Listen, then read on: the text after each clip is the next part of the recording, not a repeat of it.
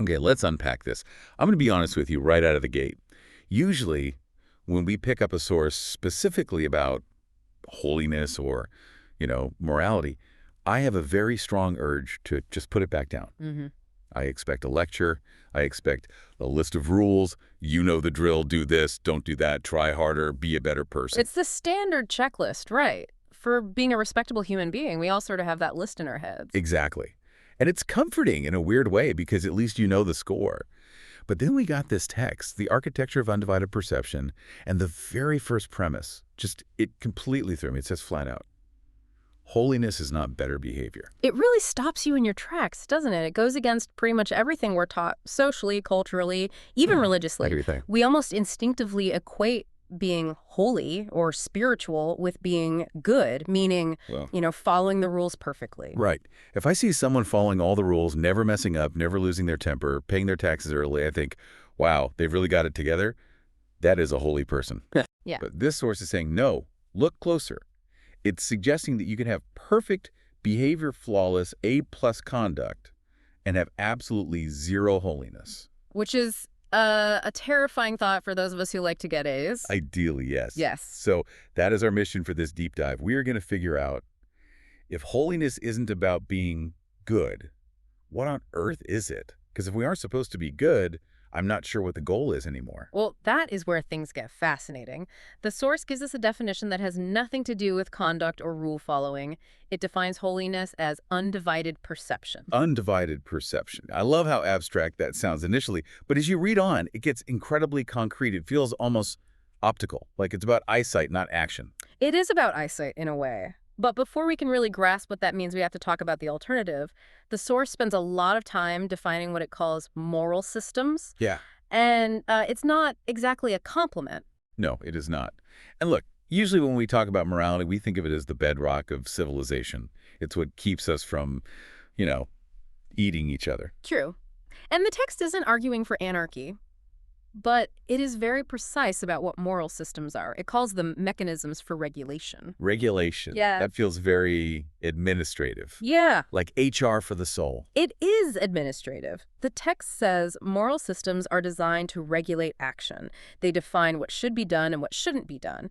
And crucial to any system like this, they reward conformity and punish deviation. This sounds like everything from the legal system to my employee handbook to honestly how I was raised. There's a line, you stay on it, you're good. You cross it, you're bad. Exactly. The source points out that the core question morality asks is, did you do the right thing?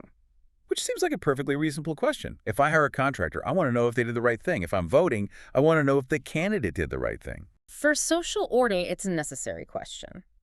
But for internal transformation, which is what this text is interested in, it's a limited question. The text argues that morality operates on the surface of life. The surface. It's entirely concerned with choices, outcomes, and compliance. It's a binary system. Pass or fail. Compliant or non-compliant. So it's performance-based. It's about the scoreboard. Precisely. And that's where the source pivots to this really unsettling critique of being good. Because according to the architecture of undivided perception, you can pass the moral test with flying colors. Right. You can have the highest score on the board and still completely miss the mark of holiness. This is the part that really made me stop and think. The idea of the fracture in good behavior. Because the text says a person can behave impeccably, perfect behavior, never breaks a rule while remaining internally divided. This is the aha moment for me. The text lists specific motivations that drive this so-called good behavior, and they aren't pretty. Fear, pride, shame, approval-seeking, self-protection. Oh, man. That is a heavy list. But let's make this real. Let's look at approval seeking. If I'm doing the right thing, let's say I'm volunteering for a difficult project at work or helping a neighbor move, but I'm doing it because I want everyone to see me do it and tell me I'm a great guy. The action is correct. The action is correct, yes. Morality looks at that and says, success, you helped the neighbor, gold star. But the source argues that in that moment, holiness does not even begin. Because the motivation is fractured. Because the perception is fractured. You aren't seeing the neighbor's need. You're seeing your own need for validation reflected in the neighbor. You're using the neighbor as a prop in your own movie about being a good person. That is brutal. So I'm managing the interaction to get a specific emotional payoff for myself. Exactly. The action is managed. It's a strategy. The text calls this identity defense. You are building and defending a self-image. I am helpful. I am kind. I am the one who steps up. Identity defense, that's a key phrase in the text. We're constantly defending our image of ourselves. Right. Or think about fear. If I'm acting out of fear of punishment, fear of looking bad, fear of God, fear of the law, my behavior might be perfect. I might never put a toe out of line. Sure. But I'm not whole. I'm fragmented. I'm constantly monitoring myself, checking the mirror, making sure the mask is on straight. That is not holiness. That is exhaustion. It really is. It's acting. The source called it moral theater. Yes. And the scary thing is, the better you are at the theater, the more the moral system applauds you, which is just reinforces the fracture. You get addicted to the applause. So morality asks, did you do the right thing? But holiness asks a much scarier, much deeper question. From where did the action arise? That's the difference. Yeah. That is the game changer. It's not about the what, it's about the source. And that's why the text insists that holiness is not about improving conduct by force. You can't just try harder to be holy, because trying harder is usually just more self-management. It's just more identity defense. Which is so counterintuitive. We love trying harder. We love a challenge. But if I grit my teeth and say, I'm going to be more patient today, why am I doing that? Probably because you feel shame about being impatient yesterday. Or you want to prove you're a good parent. The effort itself is rooted in the fracture. You're fighting yourself. So if we stop fighting, if we stop the moral theater, what's left? That brings us to the core concept, undivided perception. The text defines it as when intelligence is no longer split between what it sees and what it must defend. Right. But I need you to help me visualize this. What does undivided perception actually look like? Because I'm trying to picture how you move through the world without a checklist of rules. Well, think about it this way. Imagine a moment of true crisis. Not a managed stress like a deadline, but a real emergency.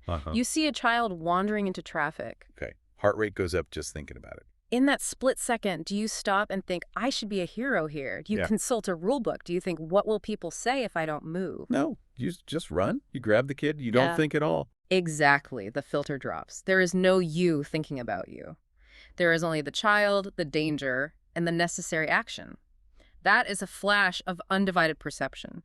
The seeing and the doing are one movement. So you're just seeing, and the action follows instantly. You are seeing clearly. And the claim the source makes, and this is the radical part, is that when perception is reorganized in this way, conduct changes on its own. That sounds like magic. Yeah. Coherent without regulation. That's the phrase, right? Yes. Coherent action without regulation.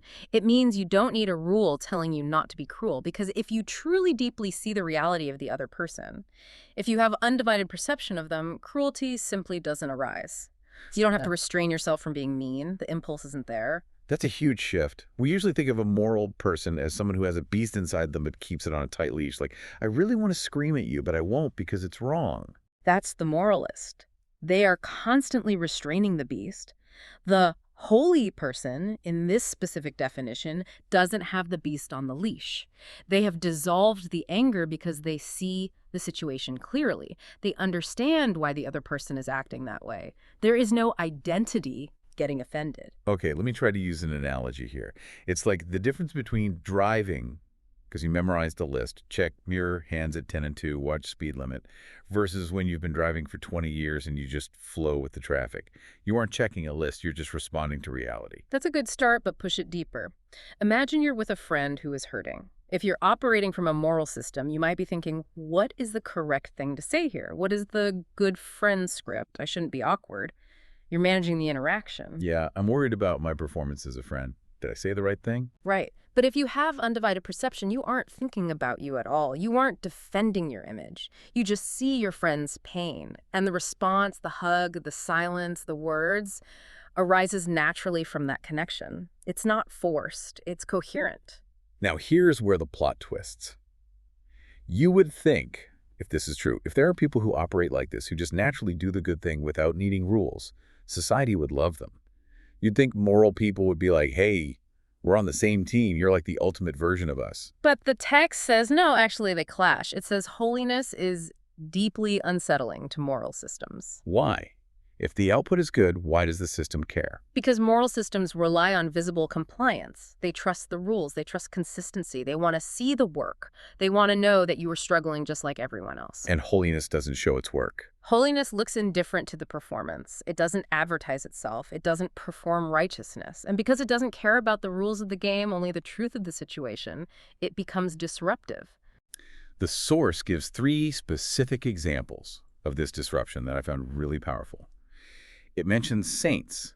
And again, let's be clear, it uses that word not in the religious statue sense, but in this sense of undivided perception.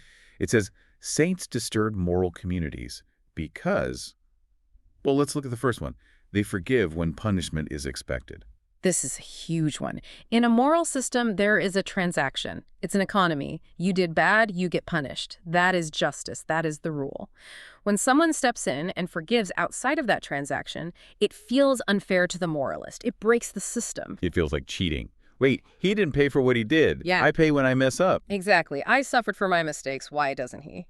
The moralist is looking at the balance sheet.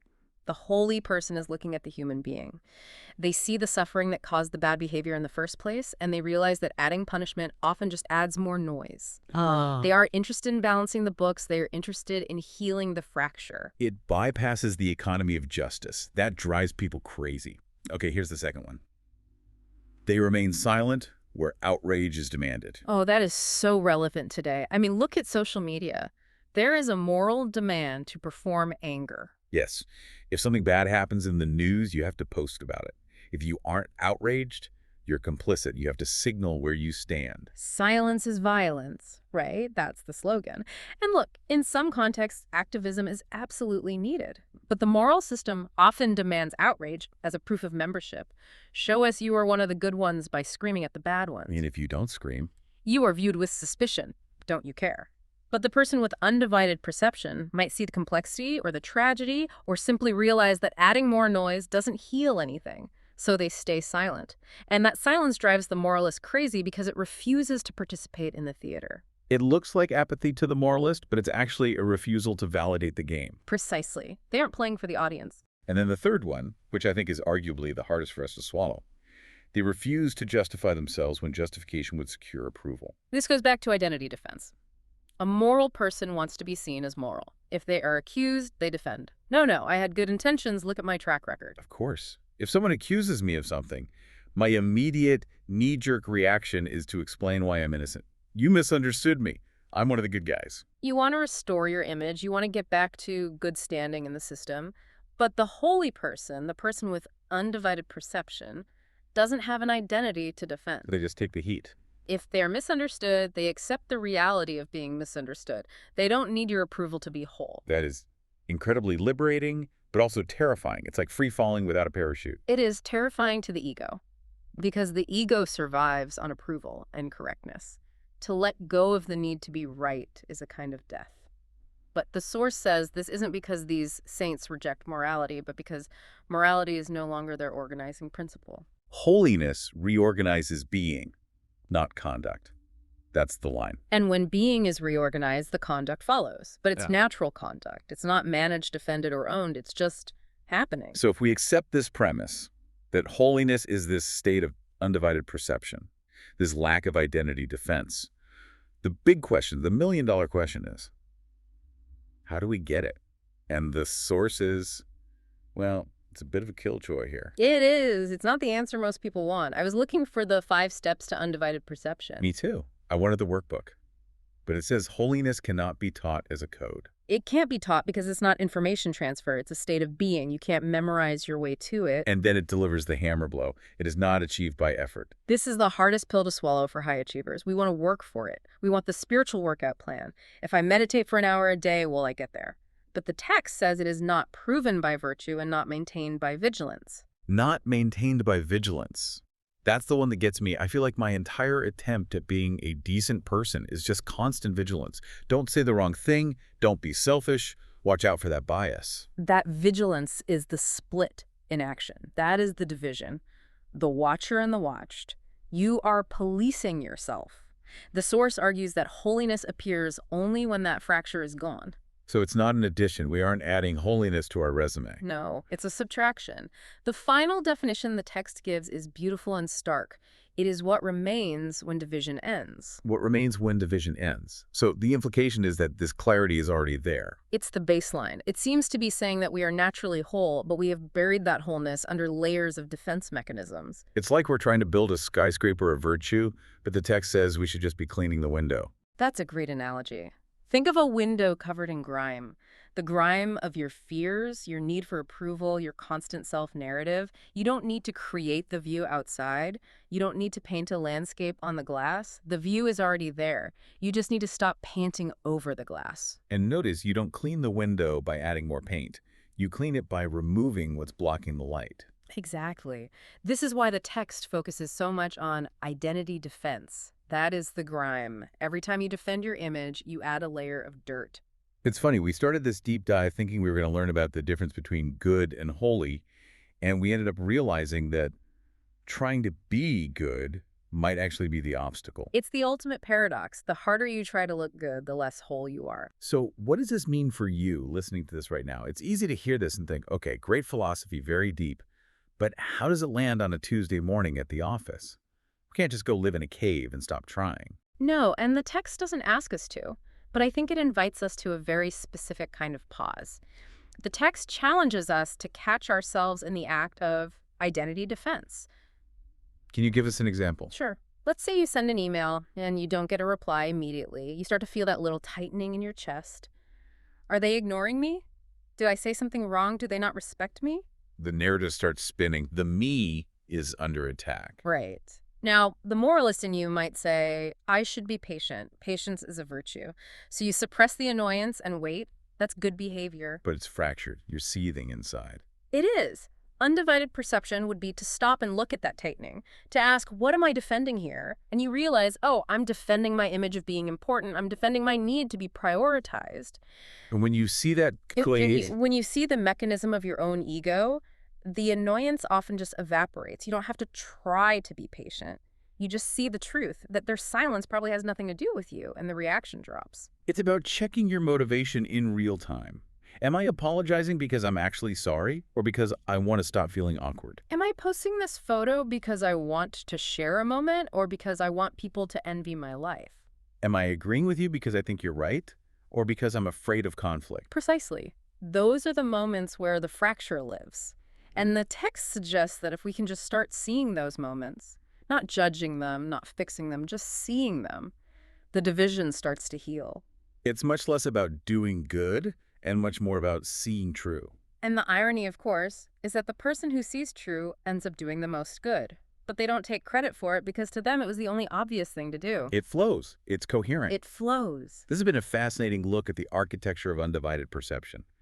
It's a dense text, and we really only scratched the surface. But the takeaway is incredibly practical, even if it is a bit uncomfortable. The best insights usually are. It forces you to look in the mirror, not to check your hair, but to check who is looking back. We'll leave you with one final thought to carry with you today. The text says holiness is what remains when identity defense ends. So the question isn't, how can I be better? The question is, what specifically are you defending right now that is preventing you from seeing clearly? What image are you protecting? Thanks for listening. We'll see you in the next deep dive.